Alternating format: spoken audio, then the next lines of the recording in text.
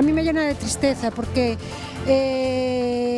independientemente de la negligencia del patrón, si por lo menos se hubiese dicho para evacuar antes, pues muchos de los familiares que faltan estarían con nosotros. Este informe es más rotundo que el anterior informe de los peritos judiciales que fueron en la misión a Terranova y a su vez ratifica pues el testimonio del tercer superviviente, de Samuel Cuesi. Son as palabras da voceira das familias do Villa de Pitanxo ante o informe definitivo da CIAIM sobre o naufraxio. Os técnicos especializados na investigación de accidentes marítimos conclúen que o pesqueiro afundiu porque ía sobrecargado de aparellos e combustible, o que afectou a estabilidade. E apuntan directamente como responsable as negligencias por parte do patrón do barco, Juan Padín, e tamén da empresa armadora, o Grupo Nores. O próximo 15 de febreiro cumpriránse 4 anos do afundimento do Villa de Pitanxo en augas do Canadá, onde morreron 21 dos seus 24 tripulantes. Boas tardes, xoves 23 de outubro, benvidos ao Galicia Noticias. Hoxe temos o testemunho de dúas traballadoras do sector da hostalería que sufriron agresións sexuais reiteradas por parte do seu xefe, para que en o Tribunal Superior de Xustiza de Galicia ratificou recentemente unha condena a 23 anos de prisión por estes feitos. Escoiten. Estaba no restaurante, pasaba, tocábame ca man, a mellor así nunha perna, pero foron cada vez máis a máis, cada vez máis a máis. Despois, cando me chamoume para quedar comigo para falar do traballo, dos compañeiros, aí foi onde empezaron xa as cousas, onde empezou todo. O viernes, sobre todo, cando viño a xogar do fútbol, miña chispa, o sea, miña un pouco tomado, entonces as súas bromas, as súas foron a máis. Os 22 detidos na Operación Donner, o operativo antidroga desenvolvido este martes na comarca do Salnés, pasaron esta mañá a disposición xudicial en Vilagarcía de Arousa. Detiveron os axentes da Policía Nacional e da Garda Civil que se despregaron en varias localidades practicando unha decena de rexistros. Os investigadores creen que forman parte dunha rede de distribución de heroína a media escala con ramificacións nas principais cidades galegas. Foron a apagar un incendio nunha vivenda aparentemente sen máis perigosidade da habitual e cando remataron decátanse de que puideron correr un risco enorme. Os protagonistas desta historia son os bombeiros de Ribadumia de Vilagarcía. A causa, o proxectil da Guerra Civil que acaban de ver, un proxectil que estaba sen detonar e que os donos da casa tiñan de adorno.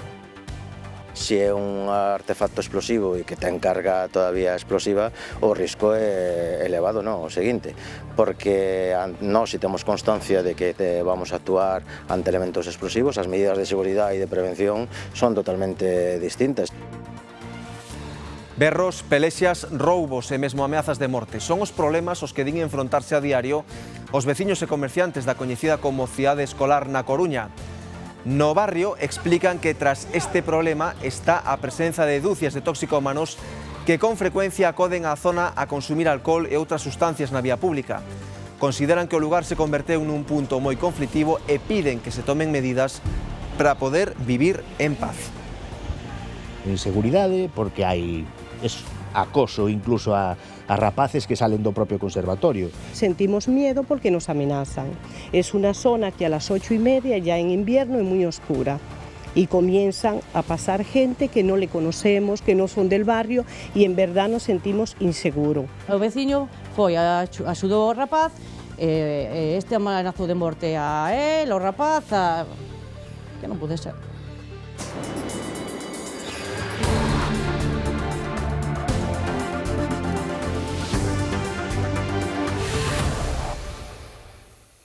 Falámosles xa dese informe definitivo da CIAIM sobre o naufraxio do Villa de Pitanxo que coñecemos nas últimas horas. Un texto en que a Comisión dependente do Ministerio de Transportes insiste en responsabilizar daquela traxedia o patrón do buque, Juan Padín, e tamén a empresa armadora, o Grupo Nores. Alejandro, contanos. Sí, un informe moi contundente co que as familias amósanse totalmente satisfeitos, xa que, como ti ben indicabas, Raúl, responsabiliza desta traxedia tanto a empresa armadora como ao propio capitán da embarcación. Nunha rolda de prensa esta mañá, a voceira das familias, María José de Pazo, dixo que este informe amplía o espectro de responsabilidades ao dar a coñecer datos como, por exemplo, que a embarcación ia con sobrecarga, que facía 20 anos que non se revisaban os traxes de supervivencia ou tamén que se deu moi tarde o aviso de evacuación. Tamén dixo que este texto ratifica a versión de Samuel Cuesi, o terceiro supervivente deste naufraxo, xunto co propio capitán e tamén o seu sobriño. A CIAIN volve sinalar a Juan Padín e o Grupo Honores como responsables da traxedia en que morreron 21 mariñeiros o 15 de febreiro de 2022. A empresa armadora non formou a tripulación como establece a lei, levando a cabo simulacros de emerxencia. Os seus traballadores non estaban afeitos aos traxes de supervivencia, que por certo non se revisaran, como tamén é obrigatorio, desde a súa fabricación, que en algúns casos se remontaba 20 anos atrás. O informe revela como novidade que no Villa de Pitanxo se instalaran sen a autorización pertinente uns tanques de combustible que contribuíron á súa sobrecarga. Este informe es más rotundo que el anterior informe de los peritos judiciales que fueron en la misión a Terranova y a su vez ratifica pues el testimonio del tercer superviviente, de Samuel Cuesi. Foi precisamente a declaración de Cuesi desdicindo a versión do seu patrón Juan Padín a que propiciou a investigación do naufraxio como a dun múltiple homicidio imprudente. Sobre Padín, outro investigado, a CIAIN é contundente. De entrada embarcou 2 persoas máis das que legalmente estaban permitidas no arrastreiro.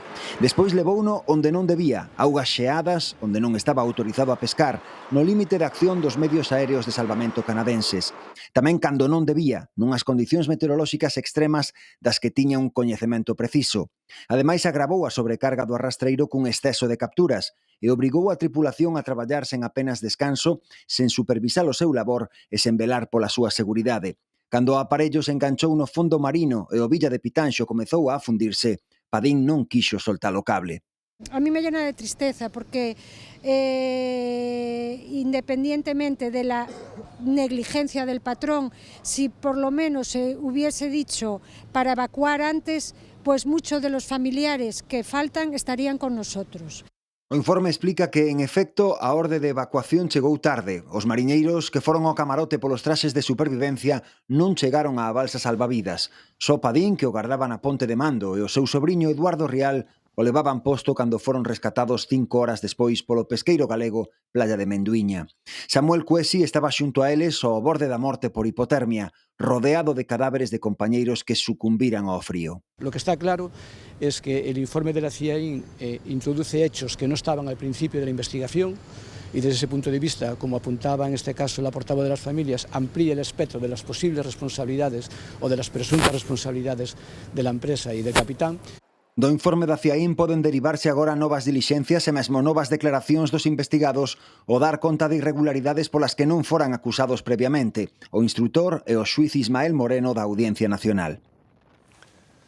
En Vilagarcía esta mañá pasaron a disposición xudicial a 20 de detidos na última operación antidroga desenvolvida no Salnés. Están relacionados presuntamente cunha organización dedicada ao tráfico de heroína. Sabela, última hora.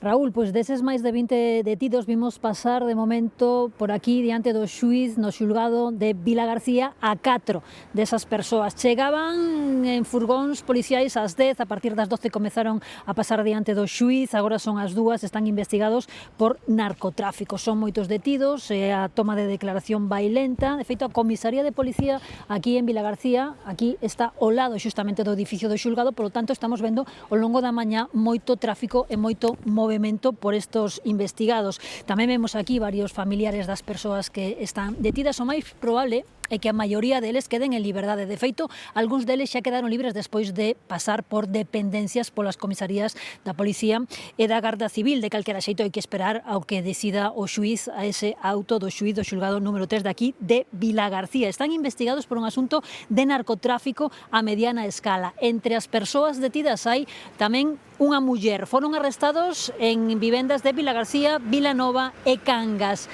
Nas investigacións e nos rexistros domiciliarios que que levaron a cabo tanto Garda Civil como Policía Nacional atoparon droga, heroína, tamén haxís, un revólver e cartos en efectivo. Dicimos, de momento, deses máis de 20 detidos pasaron diante do xuíz 4 dos investigados. Os que aínda están á espera de pasar a disposición xudicial son os 4 detidos este mércores no marco doutro operativo antidroga internacional, desenvolvida de xeito conxunto entre a Policía Nacional e as autoridades francesas. Os arrestados foron interceptados en mar aberto na costa de Lisboa cun alixo de preto de 2 toneladas de cocaína. Unha fragata francesa trasladounos ao Porto Coruñés, onde tamén se procedeu a descargar a droga.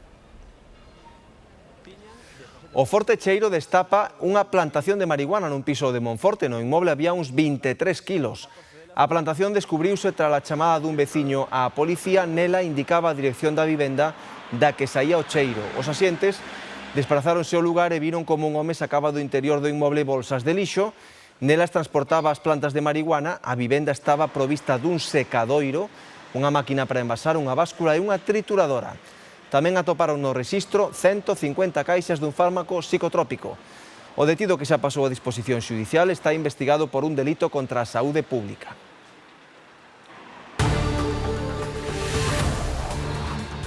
Estaba no restaurante, pasaba, tocábame ca man, ao mellor así nunha perna, pero foron cada vez máis a máis. Pequenos, dependendo dese sueldo, cambias o chip, Pásache o momento pois da agresión, non? E sales, cambias o chip.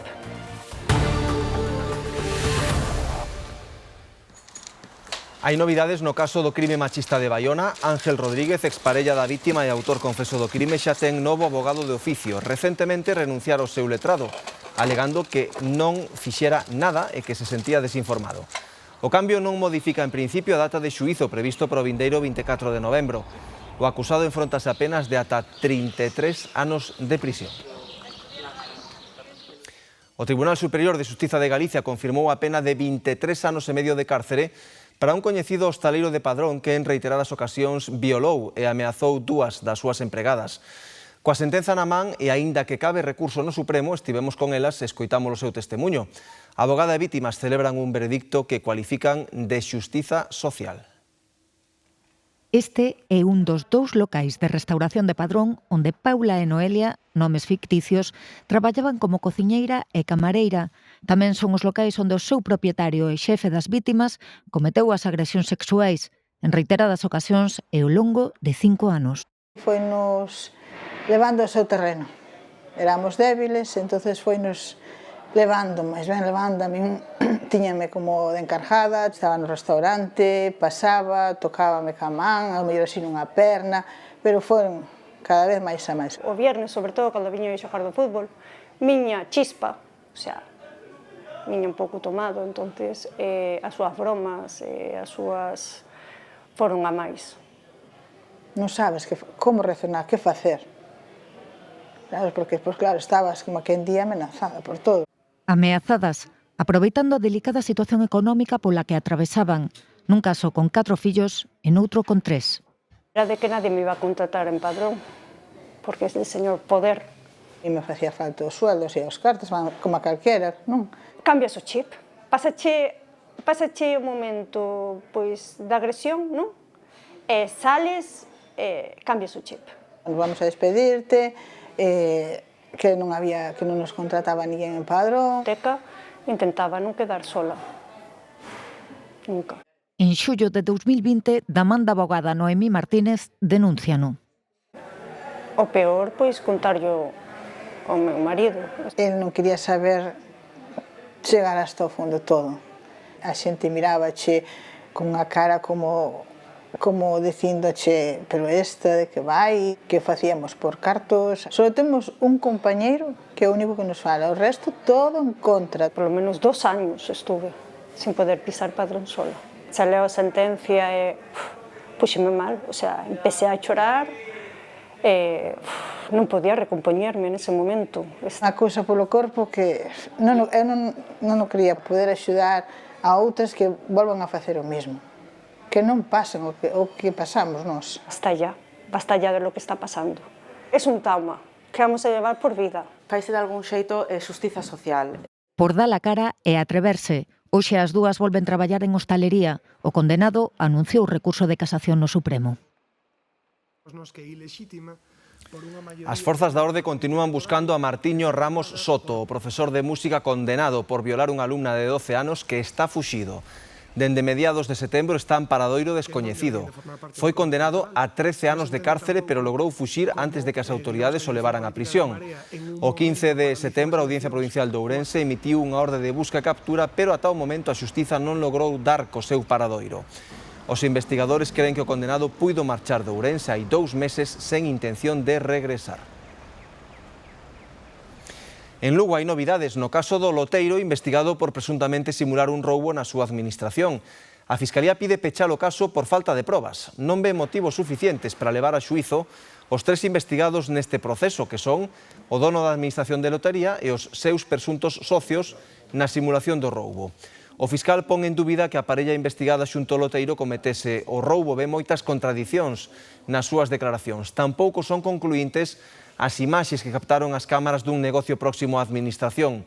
O roubo producíase o 4 de xaneiro de 2024.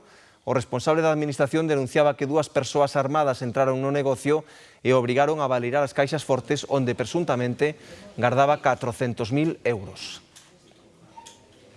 Hoxe en Vigo está desplegado un dispositivo de seguridade polo partido da Europa League que enfrontará o Celta e o Niza. Preténdese evitar posibles altercados, aínda que non está declarado de alto risco. Nas últimas horas, a policía acudiu á chamada de veciños que alertaban do encontro de seareiros das 2 afeccións en diferentes puntos da cidade, pero foron dispersados e non houbo que lamentar liortas. Nas últimas horas a súa presenza notouse en Vigo. Son seareiros do Niza que esta noite enfrontase ao Celta en Balaídos. Na parte bella da cidade, membros das 2 afeccións encontráronse, houbo berros, cánticos e, segundo algúns hostaleiros da zona, lanzamento de botellas entre eles. Unha xente debía de ser do Niza ou así, que subía polas escaleiras, debía de haber arriba algún do Celta, e houve un pequeno altercado, tiran unhas botellas e tal. Muchos chavales, tal, así vestidos de negro, de repente empezaban a moverse por la zona de allá y de la nada empezaron a llover botellas, empezaron a haber gritos como si hubiese habido una quedada para darse entre ellos, ¿sabes? Y hasta casi llegan a dar a unas señoras que estaban allí sentados y todo. A Policía Nacional acudiu a diferentes puntos da cidade por chamadas veciñais que alertaban da presenza ruidosa destes afeccionados, porén a situación non foi a máis e os seareiros foron dispersados. Foi moito ruido, así como nas barandillas, e despois salín afora porque había un ruido como se tiraran algo, pero ao final eran os do Celta que estaban aquí abaixo e os do Niza que estaban enriba do puente. Chegou xa a policía, dispersou, uns marcharon ao centro comercial e outros hacia o casco vello para baixo. Foi o que de aí non houve nada. Cando marchamos había policía por aí, coches da policía, pero nada para controlarlo, non había pelea que non houve na calle. Solo foi eso, foron 5 minutos e de aí desapareceu todo. Moito alboroto, pero nada máis. Había un grupo de gente escoltados por 2 patrullas, ¿sabes? Como para controlar la cosa. Segundo fontes policiais non se produciron liortas ou altercados e non houbo detencións relacionadas con estes feitos. O partido Celta-Niza non está considerado de alto risco, pero uns 150 xentes velarán porque non se produzan incidentes. Calcúlase que uns 300 afeccionados do Niza estarán en Vigo. Problemas de convivencia e inseguridade o que denuncian no barrio coruñés de Labañou. Din que dende hai un par de anos a Rúa Educación se converteu nun punto moi conflictivo, Reyes. Sí, berros, pelexas, roubos e mesmo ameazas de morte. Este é o día a día que lles toca a vivir os comerciantes e veciños da zona coñecida como Cidade Escolar, onde está o Conservatorio, a Escola de Idiomas e tamén a UNED. No barrio contan que detrás deste problema está a presenza de dúcias de toxicómanos que desde primeira hora do día acoden á zona a consumir alcohol e outras substancias na vía pública. Desesperados, así din estar os veciños e comerciantes desta zona chamada Cidade Escolar. Inseguridade, porque hai acoso incluso a rapaces que salen do propio conservatorio. Niños pequeños que paran aquí en el bar tienen miedo de cruzar. Los padres le dejan aquí y luego marchan porque era seguro de que solo era cruzar la calle y los niños no quieren. porque se sienten inseguros, porque están siempre allí montando jaleo entre ellos. De hecho, problemas de gente que ha muerto, de cuchilladas, de que se ponen a gritar. Pelexas entre eles, consumo de alcohol e outras sustancias desde as 9 da mañá, non respeto por naide, nin xente maior, nin rapaces. Maior, 50 persoas, 40, 50... Inseguridad, claro. Lo que quieras, policía, que al final me lo cargo y cuando vengas está muerto. O vídeo grabou nun veciño hai escasos días. Interesantes, un toxicómano pediralle cartos a un rapaz de 13 anos. Entón, o neno non lle deu cartos, entón o amenazou de morte. E gracias que apareceu un veciño e colleu ese rapaz e quitou no de aí. E chamaron á policía. O veciño foi, axudou o rapaz, este amenazou de morte a él, o rapaz, que non pode ser. Estamos falando, me parece que eran as 4 da tarde. Contan que nos últimos tempos o problema se agravou. Hai unos jardines e aí ellos duermen. Bueno, duermen e hacen de todo, claro. Y entonces, claro, ya ha venido la policía varias veces, pero no hay manera humana de solucionarlo. Sentimos miedo porque nos amenazan. Es una zona que a las 8:30, ya en invierno, es muy oscura. Mucha gente mayor que también han tratado de robarle en la esquina, le han robado y van algunos armados con navaja. Entonces... Nadie le roba la mitad de las veces el vino, luego se emborrachan ahí, claro. Más control, más policía, que nos sintamos seguros, que no tengamos que llamar y cuando ya vengan pues no pasa nada. Lamentan que só os días de chuvia son os que poden respirar un pouco aliviados. Tamén na cidade da Coruña, un incendio nun sinapsio dos Rosales deixou a tarde pasada unha persoa ferida. O lume comezou a raíz dunha explosión que se orixinou cando a encargada da limpeza, a única persoa presente no local nese momento, enchufou unha máquina limpadora. O lume producíase a primeira hora da tarde de onte neste ximnasio da rúa Emilio González López, pero grazas á intervención dos equipos de emerxencias conseguiuse controlar de xeito bastante rápido. O estourido e o fume que provocou causou iso sí gran conmoción e deu un bo susto aos veciños da zona. A persoa que estaba no interior limpando quedou ferida leve. O resto das consecuencias foron, por sorte, só os importantes danos materiais no local que hoxe permanecía pechado. Escoitamos unha explosión bastante forte e de repente a miña muller se asomou á ventana do patio que dá para o interior e xa unha fumareda enorme, non sabíamos se era de algún piso de abaixo ou algo, bueno, de feito se chamamos sobre ese momento os bombeiros e non sabíamos un pouco por onde viña o fume, era sobre todo moito fume negro. Baixamos e tampouco tiñamos, non podíamos axudar en nada, pero bueno, observamos como viñan os axentes os bombeiros, bueno, con tranquilidade dentro de que te dá un pouco de impresión, non? Algúns dos residentes dos pisos máis baixos xa denunciaran en varias ocasións as molestias que lles causan a música e o ruido das máquinas do centro deportivo. O incendio nesta ocasión non obrigou o desaloxo, pero creou máis momentos de tensión entre os propietarios e algúns deses veciños. En Santiago, un incendio calcinou unha furgoneta na contorna das Brañas do Sar. Outros 5 vehículos estacionados cerca tamén sufriron danos. Siria. Si eses 5 vehículos que tiñan as lunas rotas e outros danos xa foron retirados nas últimas horas, pero aquí aínda vemos o que queda da furgoneta, que ardeu por completo na madrugada do mércores nesta pista cercana á estación intermodal de Santiago. A Policía Nacional investiga o sucedido, pero existe a sospeita de que se trate dun lume intencionado, posto que tanto a furgoneta como os outros 5 coches afectados tiñan sinais de ter sido manipulados coa intención de entrar a roubar no interior dos habitáculos. O lume produciuse nunha zona, como vedes, de moita vexetación, pero a chuvia da noite e tamén a intervención dos bombeiros de Santiago impediron que as lapas se estenderan polas Brañas do Sar. As imaxes deste accidente tomáronas os bombeiros de Boiro, que tiveron que acudir a liberar unha persoa atrapada no habitáculo dun dos coches implicados nesta colisión frontal. Foi a tarde pasada no quilómetro 74 da Nacional 550, no concello de Padrón, nun treito de cuxa perigosidade xa lles temos falado aquí no Galicia Noticias. Este outro coche quedou calcinado esta mañá na autoestrada P9 á altura do quilómetro 33 en sentido Santiago e a causa foi unha avaría. Non houbo feridos, pero o carril dereito da vía quedou pechado ata que conseguiron apagar as lapas e retirar o vehículo. Incendio con sorpresa nunha vivenda de Cambados. Unha vez extinguido o lume, os bombeiros localizaron un proxectil da Guerra Civil que estaba sen detonar. Levaba 20 anos na casa como un obxecto de decoración. 120 milímetros de calibre, 671 de longo e dentro case 4 kilos de TNT, dinamita. Un proxectil de morteiro da Guerra Civil con gran poder destructivo que apareceu cando os bombeiros baleiraban a vivenda despois de extinguir o lume. Volveron nacer. Se é un artefacto explosivo e que ten carga todavía explosiva, o risco é elevado, non? O seguinte, porque nós, se temos constancia de que vamos a actuar ante elementos explosivos, se fai unhas medidas de distancia e de seguridade e se actúa xa de forma diferente. Eso foi algo que se topou a posteriori. A familia, unha muller con 2 fillas maiores de idade, si sabía del.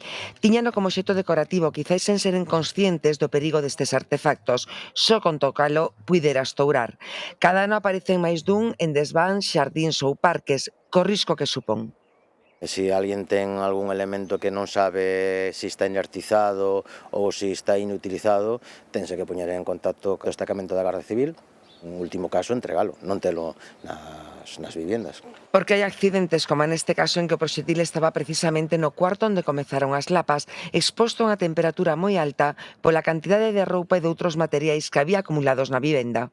Foi nunha das habitacións, afectou a parte traseira da casa, que eran 2 habitacións e un baño, unha propagación elevada que xa salía das habitacións e iba polo medio dos pasillos, como a consecuencia da carga térmica que tiñan, tuveron algunha dificultad no avance da extinción. 3 días despois do incendio, no exterior aínda hai un forte cheiro a queimado, dentro é peor, e aos danos súmase outra perda. Tiñan 4 ou 5 gatiños dentro que morreron polo fume, intoxicados. Os CEDAS da Garda Civil que xa explosionaron o proxectil nun lugar seguro advirten do risco de guardar e manipular estas armas.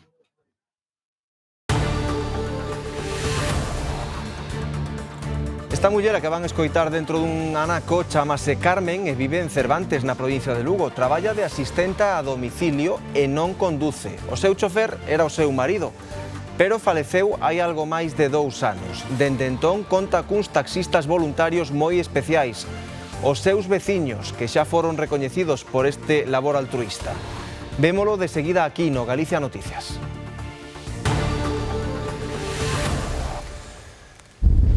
O primeiro temporal do outono que afecta a Galicia, a borrasca Benxamín, non causou incidencias de importancia. O refacho máximo de vento foi de 145 km/h no Xistral en Lugo.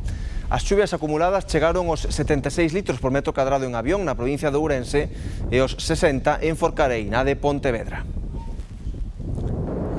O cuidado dos fillos obriga ás veces a buscar mans que axuden no día a día. Na busca deste apoio para familias en situación máis vulnerable, bota a andar un programa da Administración Galega e a Asociación Acougo. Neste momento, necesitan persoas dispostas a axudar a 3 familias de Santiago. Uns 50 concellos mostraron xa interese no programa de familias que apoian familias que bota a andar en Galicia. Trátase dunha iniciativa innovadora que quere crear unha rede de apoio pro cuidado das crianzas en situación máis vulnerable. Este é un programa de prevención para evitar que estas crianzas rematen no sistema de protección, e isto traballase a nivel local, o que para o resto das persoas son avós, tías, tíos, veciños, veciñas que te botan unha man, que fan un pouco pois esa labor de axudar a familia cando teñen dificultades, e que moitas familias aquí, agora, non o teñen. Eses avós ou tíos que tanto se botan en falta serán os voluntarios. A Asociación Acougo busca persoas dispostas a doar unha parte do seu tempo a facilitarlle a conciliación a quen ten máis obstáculos laborais, económicos e sociais. A experiencia xa está en marcha en Ferrol. Ourense, Vigo e Santiago serán as seguintes. Agora mismo buscamos para Santiago de Compostela para 3 familias que xa están precisando axuda, que xa están traballando servicios sociais comunitarios con elas, e nos piden a nós que por favor lles acheguemos familias que poidan estar interesadas. Hai moita xente que pode ter ese tempo e pode ter esa capacidade de axuda e quere, pois ese é o programa de familias corresponsables.